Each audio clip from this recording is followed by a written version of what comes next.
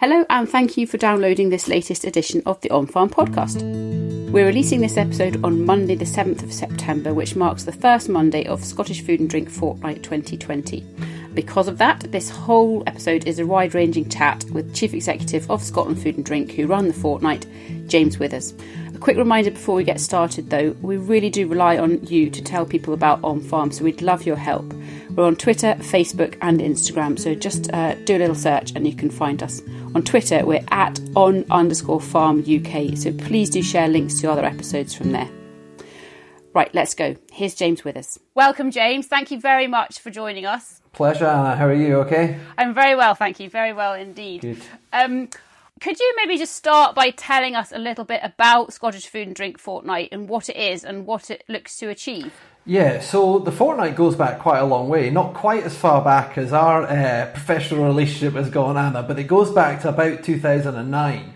And the original driving thought was, can we pause at least for 2 weeks during the year and just reflect on what an amazing, diverse larder and business set and producer portfolio and product mix we have in Scotland, and just celebrate that. And it's taken lots of different forms over the last 10, 11 years, but it has become, I suppose, that real cause for celebration. It feels different this year because it's been a year like no other. There's been lots of, challenging years for the farming, fishing, food and drink industry. 2020 seems to have created a whole new category for itself, but it almost feels like it's even more important to take that opportunity this year just to reflect on everything that's good about the industry. And hopefully, I don't think the pride has gone this year at all, but hopefully it might remind ourselves there's an awful lot of good amidst some really tough news headlines out there. We've actually just finished a series of podcasts in association with the Highland Show and RAS, and all of that has really been about looking for the silver linings in every cloud, and you will have many of those. The food and drink sector in Scotland has completely risen to the challenge in terms of keeping Scotland fed. Have you got any particular examples that spring to mind of people who've really or businesses that have gone above and beyond during COVID?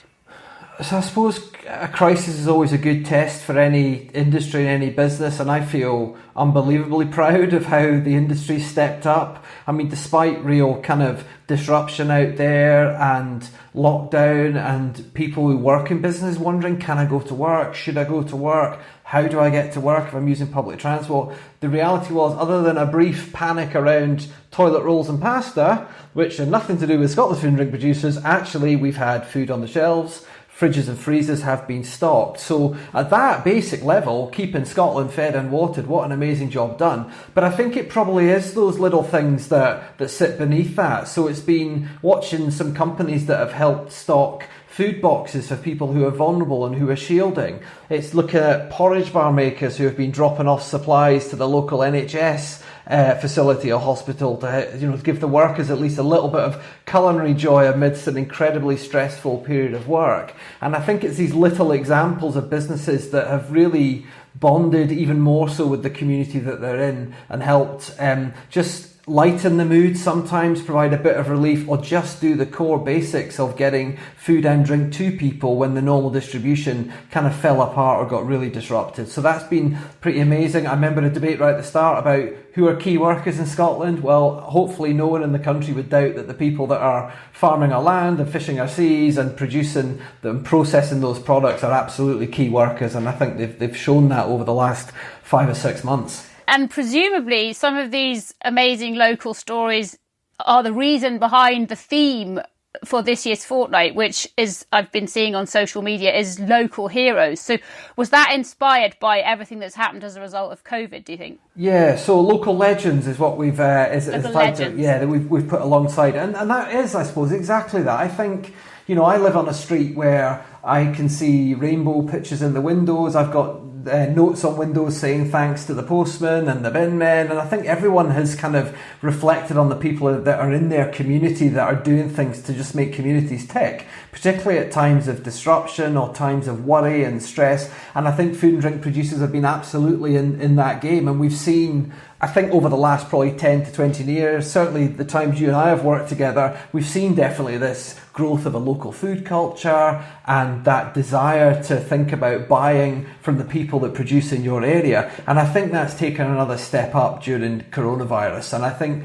the idea of having this sort of local legends campaign is saying that there are many different people that have done an amazing job locally, heroes of all different types and colours and size and profession, and the food and drink producers are part of that. And this is just a chance in some ways to shine a light on that and say thank you to them, but hopefully keep that momentum going, and for the average punter out there, get them thinking about actually the positive impact that is made from them buying locally, not only the food and drink experience they can have themselves, but the impact that has on the businesses and jobs around them. I mean, and I've seen a few statistics, but the one I read this morning was from the Food Standards Authority, and it was saying that of the people that they surveyed, 35% of people have said that they have made more of an effort and in fact have indeed bought more local produce since COVID, which is a phenomenal statistic, and hopefully one that will continue. How do you think we can all, as people who work in the food and farming, how can we all make sure that that statistic doesn't fall by the wayside and that people don't go back to their old habits?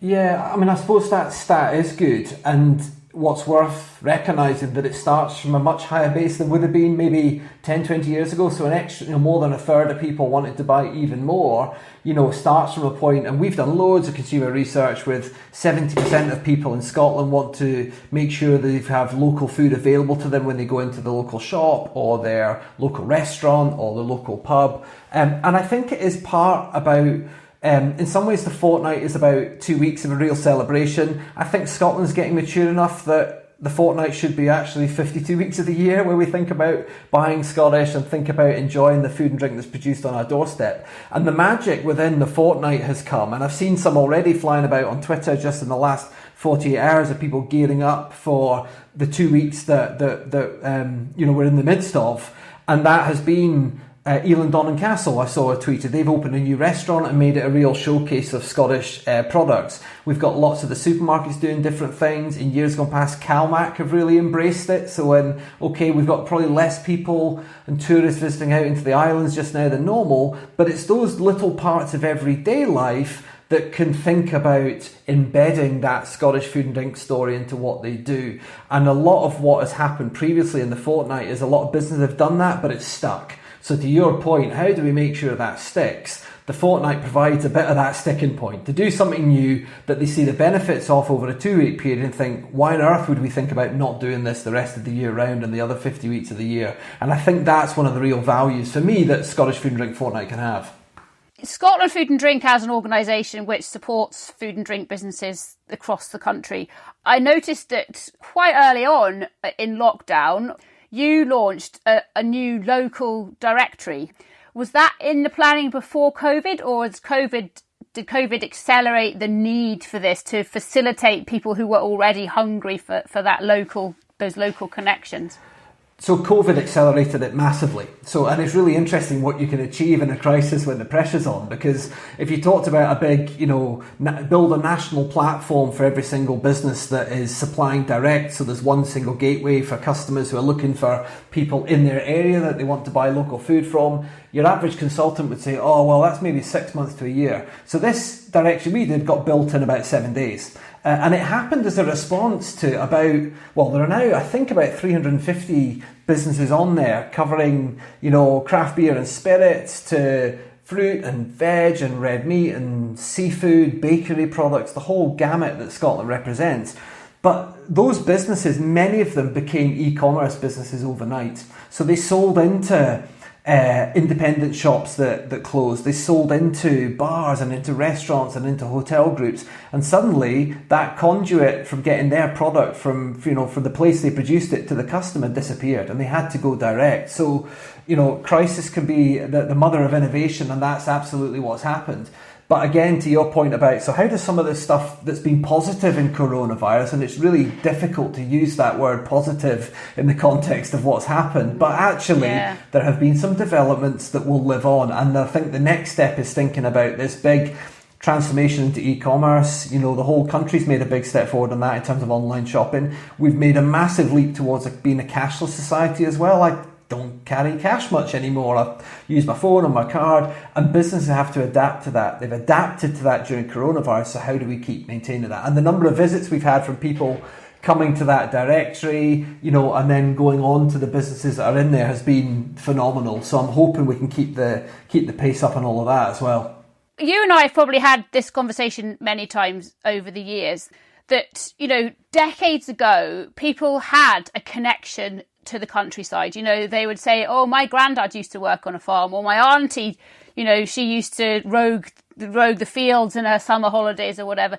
That connection is eroding, and people are now more distanced from the countryside and from farming. So these urban people, as we may refer to them as, are perhaps at a bit of a disconnect. Now, there are many people trying to create a connection, more of a connection. So the Royal Highland Education Trust are just one example. What can Scotland Food and Drink and its members do using tools like the local directory to actually reach the people who matter, the people in urban areas who perhaps could benefit from engaging a little bit more and buying more produce that is produced in our production facilities and on our farms? Yeah, so I suppose this has been a challenge for years, and I'm a city slicker really. So I was, as you will well remember, when I started NFUS, it was your mind and others that I had to pick into to work out what on earth happened on your average farm. I was born in a city, and in some ways maybe I'm the kind of target audience, or at least I was. I think my sense is it should be easier now than it was. I think with the advent of social media, that ability to tap into the connections of people who work on the land and produce food. I happen to follow your husband on Twitter, and I noticed last night as he was bringing the harvest in his cab of the combine was a lamb curry that you'd whipped together. So there's that's kind of an interesting insight into one example of how actually you've got a farmer there that's bringing in the harvest. There's a food story in there. Meanwhile, he's got a dish, cooked up that he's eaten at the time. So it's little quirky things like that, which I actually think can make the story more accessible than it was. I've always been of the view that there is actually a latent interest, particularly in kids, around farming and food. So my kids are growing up at a frightening pace at the moment, and it's upsetting me greatly. I can't seem to slow it down, but they're 14 and 16 now. Take 10 years off that, I remember the books that the average kids book, so often it was about farming and tractors and animals and food. Somehow we kind of lose that a little bit when they get older. So I think the latent interest is there for us to tap into, but we've got to be smart, and I think we do it through storytelling. And I think, your podcast, I think the work we can do with local directories, I think all of that is about telling stories, and I think people want to connect with that. We just need to remind them of that. Yeah, absolutely. That makes a lot of sense. And actually, I hadn't really thought about the childhood books. You're so right. So many of these books focus on what happens in the countryside and the food we eat and the machinery that brings in that food, that actually kids love it. Willie, my husband, he gets all sorts of children desperate to have a ride in the combine because they're just fascinated by what goes on. And I think we need to try and really harness that and engage. And speaking of engagement, if there's somebody listening who is a food producer, they might make cheese, they might make flour, they might make gin. How can they best engage with and make use of the resources that Scottish Food and Drink Fortnight provides to help their own PR, but also to help the wider cause of the fortnight?